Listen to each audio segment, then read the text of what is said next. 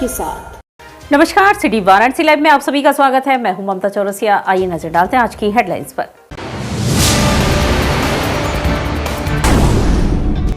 शास्त्री घाट पर आयोजित हुआ महिला अधिकार सम्मेलन, महिलाओं के अधिकार की उठी बात। सब काम छोड़ दो, पहले जाकर वोट दो। अब की बार 100% मतदान के नारों के साथ निकली मतदाता जागरूकता मार्च। बीएचयू स्वतंत्रता भवन में बीएचयू आईआईटी के छात्रों द्वारा आयोजित किया गया साइंस फेस्टिवल।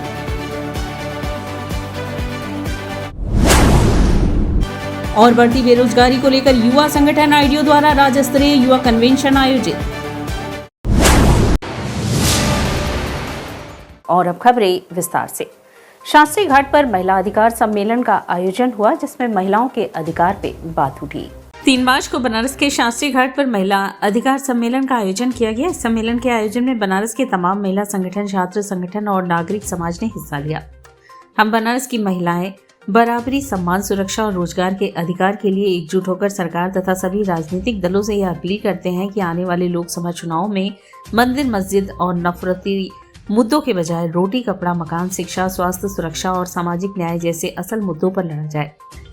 इस सम्मेलन के माध्यम से हमने अपना 13 सूत्रीय महिला घोषणा पत्र जारी किया। इस घोषणा पत्र में दर्ज मांगे हमारी आगामी संघर्ष का आधार बनेगा।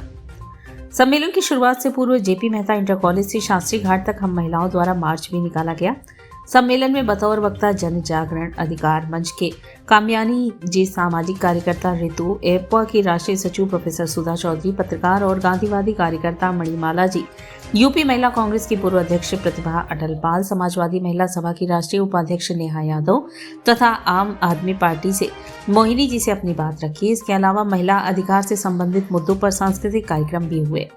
कार्यक्रम में सूरज एंड टीम ने अपना इमेज थिएटर प्रस्तुत किया। दस्ता के साथ ही विवेक सुल्तानवी ने अपने क्रांतिकारी गीतों से कार्यक्रम में ऊर्जा भरा। संस्कृति ने नृत्य पेश किया तथा प्रेरणा कला मंच का नाटक भी प्रस्तुत किया गया। कार्यक्रम में यूपी कांग्रेस के अध्यक्ष अजय राय, गुरुचरण कौर, अनुराधा यादव, बिंदु संध्या, ऋतु पांडे, गांव के लोगों से अर्पणा जागृति रही। फादर आनंद, अफलातून, ज्योति, कुसुम वर्मा, रैनी, इंदु, विजेता सिंह, नीति आदि मौजूद रहे। इस सम्मेलन का आयोजन दखल, एपवा लोक समिति, महिला चेतना समिति, साझा संस्कृति मंच, आइसा, बीएसएम, प्रिस्मेटिक फाउंडेशन और मनरेगा मजदूर यूनियन द्वारा संयुक्त रूप से आयोजित किया गया। यह सम्मेलन एक ऐसा वक्त में हो रहा है जब हमारे समाज में हिंसा और नफरत लगातार बढ़ती जा रही है। मीडिया, सरकारी एजेंसियों से लगाकर देश की तमाम लोकतांत्रिक संस्थाएं नफरत फैलाने इस प्रोजेक्ट का हिस्सा हमेशा से महिला विरोधी रही है। आज जब देश भर में उन्मादी माहौल बनाया जा रहा है, जब शहर जल रहे हो और जब सड़कें हिंसक भीड़ का गवाह बन रही हो, तब हम देख रहे हैं कि महिलाओं के खिलाफ हिंसा में भी भयावह रूप से बढ़ रही है। गृह मंत्रालय के आंकड़े महिलाओं और ट्रांसजेंडर के खिलाफ बढ़ते अपराध की गवाही देते हैं और उत्तर प्रदेश के इस मामले में प्रथम स्थान पर है। मौजूदा वक्त में महिला सुरक्षा एक बड़ी चुनौती बनती जा रही है। कठुआ, उन्नाव, हाथरस, बिल्किस बानो, महिला पहलवानों, मणिपुर से लगायत बीएचयू तक सभी मामलों में बलात्कारियों और अपराधियों को सरकार एवं बीजेपी का खुला संरक्षण हासिल था। हमने देखा कि कैसे बीएचयू गैंगरेप के तीनों अपराधी जो बीजेपी के पदाधिकारी, उनको 2 महीने तक बचाया गया और मध्य प्रदेश में चुनाव प्रचार कराया जा रहा है। इसमें 2024 में जो महिलाओं की तरफ से जो मुद्दे हैं उसको चुनाव में उठाने के लिए प्रयास है और उसमें एक 22 मांगे प्रस्तुत की गई हैं, जिसमें मुख्य रूप से है कि आरक्षण को तत्काल महिला आरक्षण लागू किया जाए, महंगाई पे लगाम लगाई जाए, महिलाओं को रोजगार और उसकी सम्मान की सुरक्षा की गारंटी दी जाए। इस तरह के मुद्दे हैं हमारे और बराबरी में महिलाओं को संसद में प्रतिनिधित्व दिया जाए। बढ़ती बेरोजगारी को लेकर युवा संगठन आईडियो द्वारा राज्य स्तरीय युवा कन्वेंशन का आयोजन हुआ। रविवार को युवा संगठन आईडियो के बैनर तले बेतहाशा बढ़ती बेरोजगारी के खिलाफ एक राज्य स्तरीय युवा कन्वेंशन का आयोजन किया गया। कन्वेंशन के प्रारंभ में आईडियो के जिला इंचार्ज कमलेश मौर्य ने कन्वेंशन के आयोजन के बारे में अपनी बात रखी। तत्पश्चात पंजाब हरियाणा की खरौरी सीमा पर पुलिस एवं प्रदर्शनकारी किसानों के बीच सड़क में मारे गए युवा किसान शुभकरण सिंह की याद में 2 मिनट का मौन रखकर श्रद्धांजलि दी गई। विजय प्रकाश गुप्त ने क्रांतिकारी गीत प्रस्तुत किया। कन्वेंशन के मुख्य अतिथि जाने माने इतिहासकार एवं चिंतक डॉक्टर मोहम्मद आरिफ ने संबोधित करते हुए कहा कि आज हमारे देश की सरकारों के पास कोई युवा नीति नहीं है। रोजगार के लिए कोई ठोस कदम उठाने की बजाय सरकारें केवल बेरोजगारों से परीक्षा में फीस के रूप में पैसा वसूलने में लगी हैं। फीस के रूप में जो इतना रुपया आ रहा है वह जा कहाँ रहा है, इसको समझने की ज़रूरत है। यह अरबों खरबों रुपए सरकार अपनी छवि को चमकाने हेतु विज्ञापनों पर खर्च कर रही है। भूखमरी का प्रमाण यह है कि 80 करोड़ लोग सरकारी राशन पर निर्भर हैं। आज युवाओं के मस्तिष्क में नफरत भरी जा रही है। ज़रूरत है निजीकरण के खिलाफ लड़ने की, जो रोजगार को खत्म कर रहा है। ज़रूरत है नफरत के खिलाफ आवाज़ बुलंद करने की। कन्वेंशन में बढ़ती बेरोजगारी के खिलाफ आईडीओ के उत्तर प्रदेश सचिव मंडल सदस्य दिनेश कांत मौर्य ने एक प्रस्ताव पेश किया, जिस पर विजय प्रकाश गुप्त, यशवंत राव व उमाशंकर यादव ने अपने विचार व्यक्त किए। कामरेड अमरजीत कुमार ने कहा कि सभी सरकारी विभागों में लाखों लाख पद खाली हैं। केंद्र व राज्य सरकार उन पदों को न भरकर सभी विभागों का निजीकरण कर रही है। उच्च शिक्षित युवा बेरोजगार होकर दर दर की ठोकरें खा रहे हैं। आज हमें बेरोजगारी व निजीकरण के खिलाफ लड़ने की महती आवश्यकता है। कन्वेंशन की अध्यक्षता आईडीओ के प्रदेश अध्यक्ष कामरेड मकर ध्वज एवं संचालन प्रदेश सचिव कामरेड राम कुमार यादव ने किया। हम ये जानते हैं कि हमारे देश में रोजगार की स्थिति बहुत ही भयावह है। लोग आत्महत्या तक कर रहे हैं, मानसिक स्वास्थ्य खराब हो रहा है और रोजगार के बिना तो ज़िंदगी जी भी नहीं जा सकती। इसीलिए हम लोग पूरे देश में इस आंदोलन को नौजवानों के बीच में जा रहे हैं, इकट्ठा कर रहे हैं और सरकार पर दबाव बनाने की कोशिश कर रहे हैं कि रोजगार तो देना ही होगा। 1 करोड़ से ज़्यादा पद खाली पड़ा हुआ है केंद्र और राज्य सरकारों के अंदर में। हम लोग कह रहे हैं कि आप नया जॉब क्रिएट मत कीजिए, लेकिन जो खाली है ऑलरेडी उसको तो फिल कीजिए। उसको फिल करने से ही एक हद तक नौजवानों को नौकरियां मिल जाएंगी। तो इसी नौजवानों को आत्महत्या से ना गुजरना पड़े, इसलिए हम लोग इस आंदोलन को मजबूत कर रहे हैं। कैंट पुलिस ने चोरी करने वाले गिरोह का पर्दाफाश कर 2 लोगों को गिरफ्तार किया। वाराणसी के कैंट थाना पुलिस ने एक चोरी करने वाले गिरोह का भंडाफोड़ किया है, जिसमें 2 अभियुक्तों को गिरफ्तार किया गया, जबकि 2 फरार बताए जा रहे हैं। घटना के विषय में बताया जा रहा है कि 21 फरवरी की रात साइकिल सवार व्यक्ति से ऑटो सवार 4 अभियुक्तों ने मोबाइल की लूट की घटना को अंजाम दिया था। घटना की जानकारी मिलते ही कैंट पुलिस ने मुकदमा पंजीकृत कर जांच में जुट गई। यह अभियुक्त अपने शौक को पूरा करने के लिए चोरी की घटना को अंजाम दिया था। इसके पहले भी अभियुक्तों ने चोरी की कई घटनाओं को अंजाम दे चुके हैं। बीएचयू स्वतंत्रता भवन में बीएचयू आईआईटी के छात्रों द्वारा साइंस फेस्टिवल का आयोजन हुआ। काशी हिंदू विश्वविद्यालय के स्वतंत्रता भवन सभागार में मेक इन इंडिया के तर्ज पर बीएचयू आईआईटी के छात्रों द्वारा एक साइंस फेस्टिवल का आयोजन किया गया। आईआईटी बीएचयू के छात्रों की सहायता से एक जीवंत विज्ञान महोत्सव का प्रदर्शन 28 फरवरी को राष्ट्रीय विज्ञान दिवस के शुभावसर के बाद सप्ताहांत में 3 मार्च रविवार को स्वतंत्रता भवन सभागार में किया गया। विज्ञान महोत्सव समारोह आईआईटी बीएचयू में नवंबर में से दिमागों द्वारा संचालित होगा, जहां पर इंटरएक्टिव प्रयोग, दिमागों का विस्तार करने वाली गतिविधियों और भारत के उत्साही गुरुओं और महान वैज्ञानिकों के साथ बातचीत में भरे लाभदायक दिन होंगे। और आईआईटी बीएचयू के छात्रों द्वारा गतिशील रूप से सोच समझकर तैयार किए गए हर तत्व के साथ स्कूली छात्रों के लिए एक अद्वितीय और अत्यधिक लाभकारी अनुभव होगा। यह उत्सव वैज्ञानिक खोज के प्रति एक श्रद्धांजलि मात्र नहीं, बल्कि यह स्कूली छात्रों के लिए विज्ञान की संभावना की दुनिया में डूबने का एक अवसर के रूप में होगा। विज्ञान महोत्सव का प्राथमिक उद्देश्य छात्रों में विज्ञान के प्रति गहरी शरण को बढ़ावा देना, जिज्ञासा जगाना और वैज्ञानिक स्वभाव को बढ़ावा देना है। यह सभी उद्देश्य सामूहिक रूप से एक ऐसा वातावरण बनाने में योगदान करेगा जहां विज्ञान को न केवल समझा जाए बल्कि इसका जश्न भी मनाया जाए।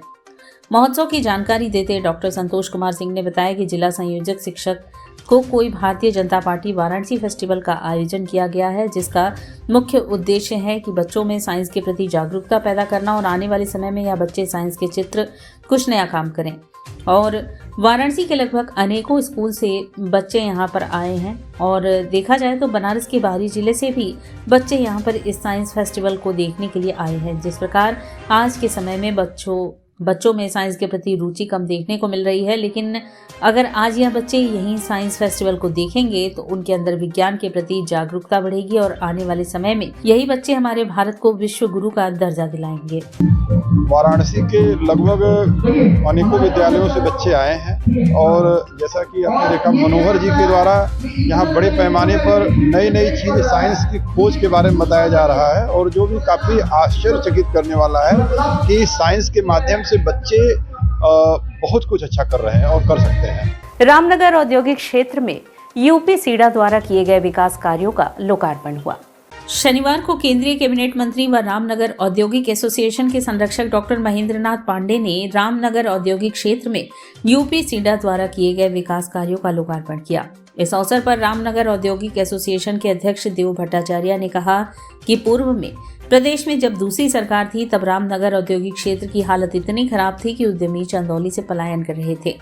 यहाँ न सड़क थी और न नाली थी। तब डॉक्टर महेंद्रनाथ पांडे जी चंदौली के सांसद बनकर आए और उन्होंने यहाँ की स्थिति देखकर रामनगर औद्योगिक एसोसिएशन के उद्यमियों से वादा किया कि जब प्रदेश में भाजपा की सरकार बनेगी तो इस औद्योगिक क्षेत्र को वे प्रदेश का एक मॉडल औद्योगिक क्षेत्र बना देंगे।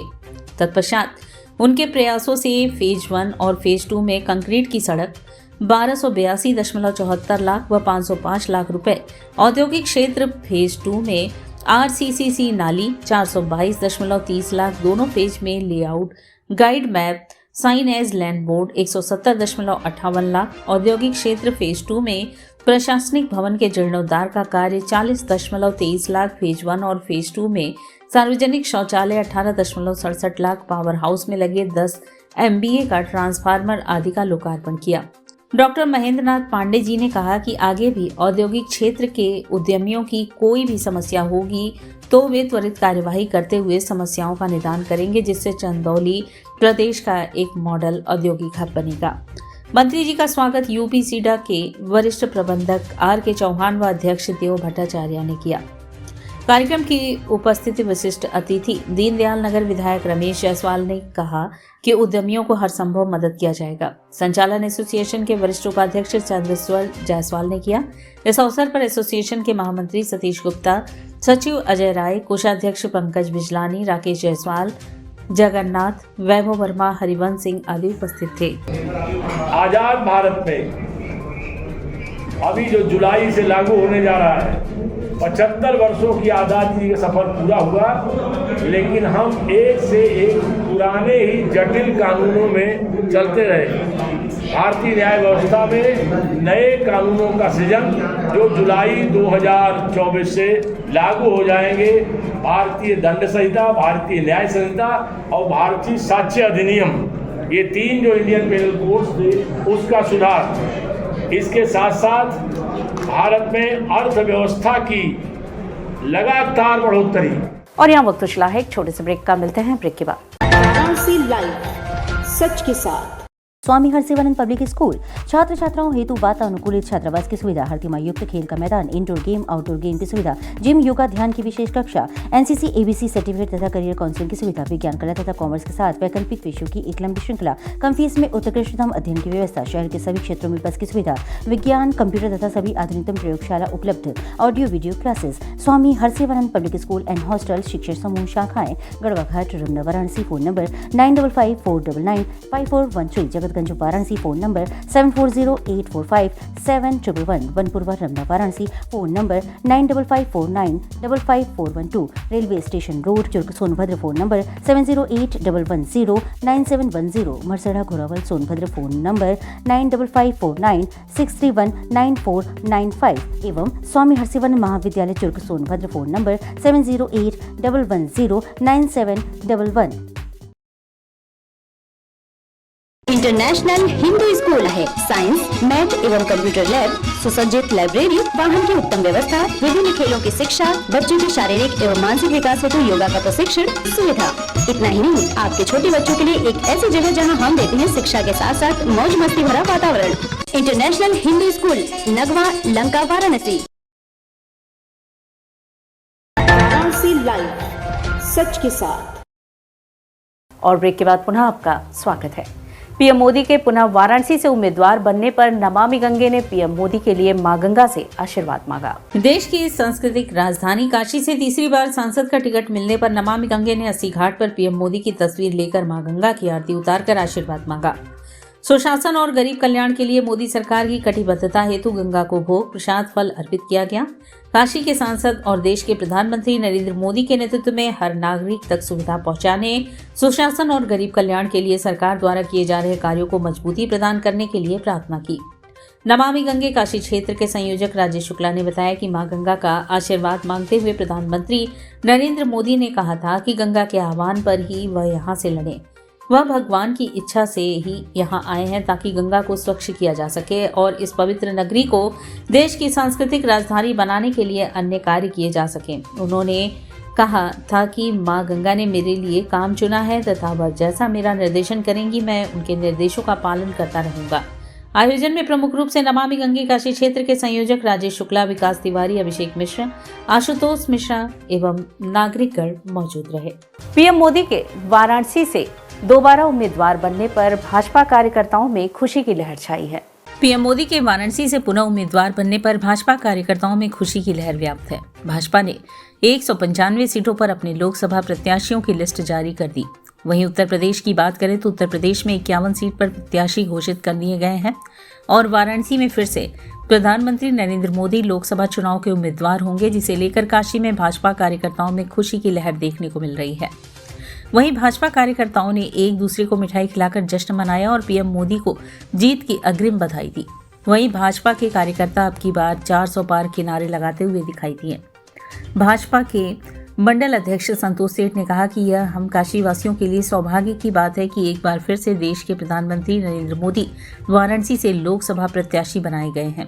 एक बार फिर से काशी वासियों को देश का प्रधानमंत्री चुनने का सौभाग्य प्राप्त हुआ है और इस बार जो भी पक्षी लोग पीएम मोदी के आगे चुनाव लड़ेंगे उनकी जमानत जब्त हो जाएगी। सर बहुत है और हम भाग्यशाली हैं जो हमारे देश के प्रधानमंत्री और हमारे यहाँ से सांसद चुने जा रहे हैं और इस समय बाकी जितने भी लोग हैं सभी की जमानत जब्त है इस बार और वो लोग भी याद करेंगे कि रिकॉर्ड मतों से वो हारे हैं और इस बार मोदी जी को हम काशी वासियों की तरफ से आश्वासन देना चाहते हैं कि वो रिकॉर्ड मतों से उनको विजयी बनाने का काम। किस तरह से जश्न आप लोग ने मनाया पीएम मोदी के लिए? हम लोगों ने एक दूसरे को मिठाई खिलाई और माननीय प्रधानमंत्री जी को भी बधाई दी है और हम उनको शुभकामनाएं देते हैं कि अग्रिम बधाई देते हैं कि वो जीत के काशी में एक बार फिर पुनः पधारेंगे और हमको अपना आशीर्वाद देंगे। पीएम मोदी के पुनः वाराणसी से प्रत्याशी घोषित होने पर फेरी पटरी ठेला व्यवसायी में खुशी की लहर है। जवाहरलाल नेहरू मार्केट इंग्लिशिया लाइन में लोकसभा वाराणसी से श्री नरेंद्र मोदी जी को पुनः प्रत्याशी घोषणा से उत्साहित फेरी पटरी ठेला व्यवसायी समिति के पदाधिकारियों व फेरी पटरी ठेला व्यवसायी समिति द्वारा प्रतिदिन निःशुल्क संचालित होने वाली स्ट्रीट पाठशाला के बच्चों ने आतिशबाजी कर एक दूसरे को मिष्ठान खिलाकर खुशी का इजहार किया। साथ ही स्ट्रीट पाठशाला के बच्चों द्वारा राम भजन पर शानदार नृत्य प्रस्तुत भी किया गया। फेरी पटरी ठेला व्यवसायी समिति सचिव अभिषेक निगम ने कहा कि शीर्ष नेतृत्व द्वारा पुनः श्री नरेंद्र मोदी जी को लोकसभा प्रत्याशी बनाए जाने से न केवल वाराणसी के रेहड़ी पटरी व्यवसायियों में उत्साह है बल्कि पूरे देश के स्ट्रीट वेंडर काफी उत्साहित हैं। आजादी के बाद पहली बार अगर किसी व्यक्ति ने रेहड़ी पटरी व्यापारियों की आवाज देश स्तर के साथ विदेश स्तर तक उठाने का कार्य किया तो वह श्री नरेंद्र मोदी जी हैं। हम रेहड़ी पटरी व्यवसायियों का परम सौभाग्य होगा कि ऐसे आध्यात्मिक महापुरुष के लिए मतदान कर देश की सर्वोच्च संसद में केवल सांसद नहीं बल्कि प्रधानमंत्री के रूप में भेजने का काम करेंगे। कार्यक्रम में मुख्य रूप से राजेंद्र प्रसाद सिंह, हरिशंकर सिन्हा, मुन्ना शाह, शशि कुमार गुप्ता, अनिल निगम, गणेश यादव, फिरोज अहमद समेत बड़ी संख्या में लोग उपस्थित थे। काशी में का गौरव है और काशी में बड़े हर्ष का विषय है कि देश के यशस्वी प्रधानमंत्री श्री नरेंद्र मोदी जी को काशी में तीसरी बार सांसद के रूप में प्रत्याशी के रूप में संगठन ने घोषणा की है। रेहड़ी पटरी व्यापारी संघ जो फेरी पटरी ठेला व्यवसायी समिति है, ये बड़े हर्षो उल्लास के साथ यहाँ स्ट्रीट पाठशाला के बच्चों संग पूरे काशी के हजारों रेहड़ी पटरी व्यवसायियों में काफ़ी उत्साह है। अलग अलग विभिन्न जगहों पे छोटे छोटे पॉकेट में हम जश्न मनाने का काम कर रहे हैं। आज़ादी के बाद पहली बार किसी रेहड़ी पटरी व्यापारियों के बारे में अगर किसी ने सोचा है तो वो देश के यशस्वी प्रधानमंत्री श्री नरेंद्र मोदी जी ने सोचा है। यह हम लोगों का बड़ा परम सौभाग्य है कि वो काशी के केवल सांसद ही नहीं हैं और काशी से सांसद चुने जाने के बाद उच्च सदन में जाने के बाद सभी सर्वसम्मति से उन्हें देश का यशस्वी प्रधानमंत्री चुना जाना, यह हम पटरी व्यापारियों के लिए बड़ा हर्ष और बड़ा गौरव का विषय है। सब काम छोड़ दो, पहले जाकर वोट दो। अब की बार 100% नारों के साथ मतदाता जागरूकता मार्च निकाला गया। सब काम छोड़ दो, पहले जाकर वोट दो। काशी करेगा 100% मतदान। अब की बार 100% मतदान के नारों के गगनभेदी नारों के साथ राष्ट्रीय सेवा योजना, काशी विश्वविद्यालय, संस्कृति धर्म विज्ञान संकाय, काशी हिंदू विश्वविद्यालय एवं जागृति फाउंडेशन के संयुक्त तत्वाधान में सिंह द्वार लंका से मतदाता जागरूकता मार्च रविवार को निकाला गया। मार्च का शुभारंभ मुख्य अतिथि राष्ट्रीय सेवा योजना काशी हिंदू विश्वविद्यालय के संयोजक RN मीणा, जागृति फाउंडेशन के महासचिव रामयश मिश्र, सेंट्रल लाइब्रेरी काशी हिंदू विश्वविद्यालय के SPA रामा पांडे ने संयुक्त रूप से मार्च को हरी झंडी दिखाकर किया। इस अवसर पर छात्रों को संबोधित करते हुए डॉक्टर RN मीणा ने कहा कि मतदान करना हर भारतीय नागरिक का सबसे बड़ा अधिकार है, लेकिन दुख की बात यह है कि बहुत से लोग अपने मताधिकार का प्रयोग ही नहीं करते। ऐसे लोगों को जगाने के लिए आज मतदाता जागरूकता मार्च निकाला गया है और हम लोगों का यह प्रयास है कि इस बार काशी में 100% मतदान हो। कार्यक्रम के संयोजक रामयश मिश्र ने कहा कि काशी सनातन एवं संस्कृत की नगरी है। इस शहर में 3 बड़े विश्वविद्यालय हैं, साथ ही अनेकों कॉलेज स्कूल हैं जहां ज्ञान बांटने का काम होता है, लेकिन दुर्भाग्य की बात है कि इसी काशी शहर में मतदान का प्रतिशत 50 और 60 के बीच में ही रहता है और सबसे कम मतदान काशी हिंदू विश्वविद्यालय परिसर में ही होता है। इसी मिथक को तोड़ने के लिए इस बार पूरे शहर में मतदाता जागरूकता अभियान चलाया जाएगा। विश्वविद्यालय, स्कूलों, कॉलेजों में जाकर लोगों को मतदान कराने के लिए जागरूक किया जाएगा और हम लोग का यह लक्ष्य है कि बनारस में इस बार 100% मतदान हो। रामा पांडे ने कहा कि काशी ने इस बार ठाना है कि वह अपने मताधिकार का प्रयोग करके एक अच्छी और मजबूत सरकार बनाएगी। अपना वोट देने के साथ साथ लोगों को भी वोट डालने के लिए प्रेरित करेगा। राष्ट्रीय सेवा योजना के कार्यक्रम अधिकारी कृष्णानंद सिंह ने कहा कि बनारस एक लघु भारत है, यहाँ पर हर प्रांत, हर भाषा बोलने वाले लोग निवास करते हैं।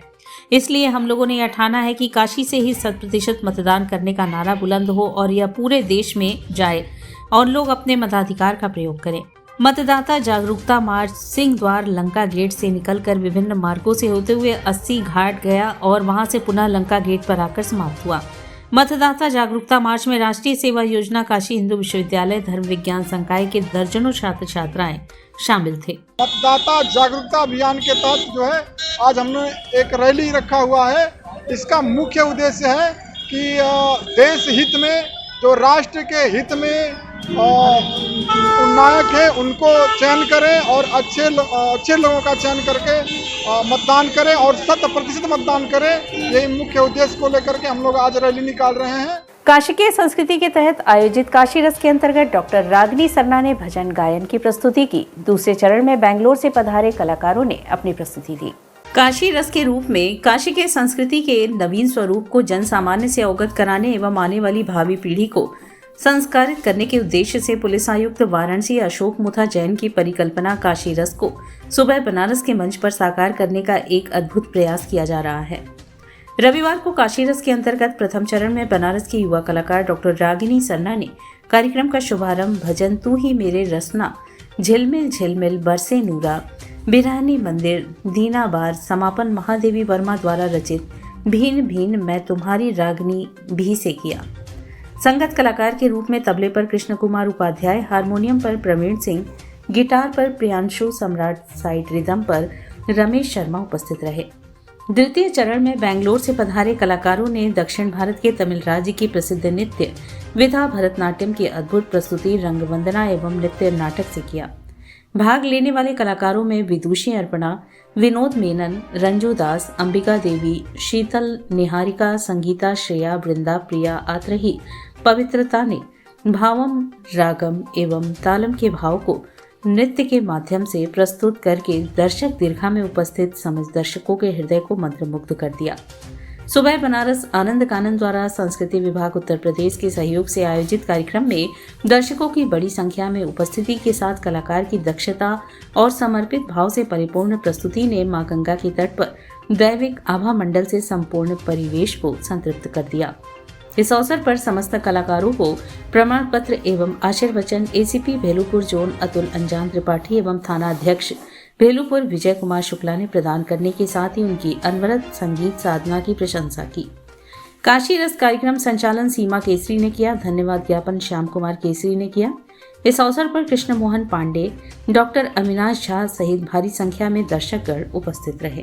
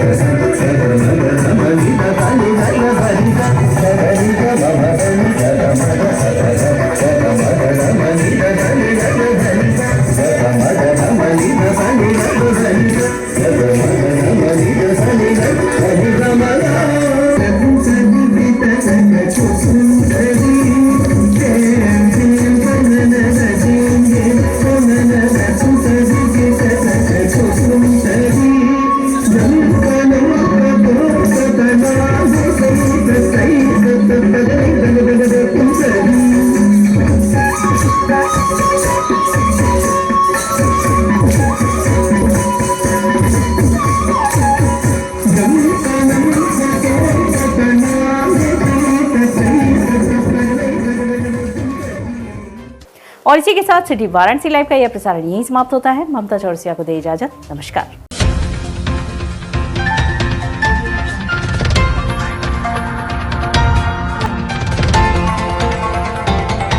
वाराणसी लाइव, सच के साथ।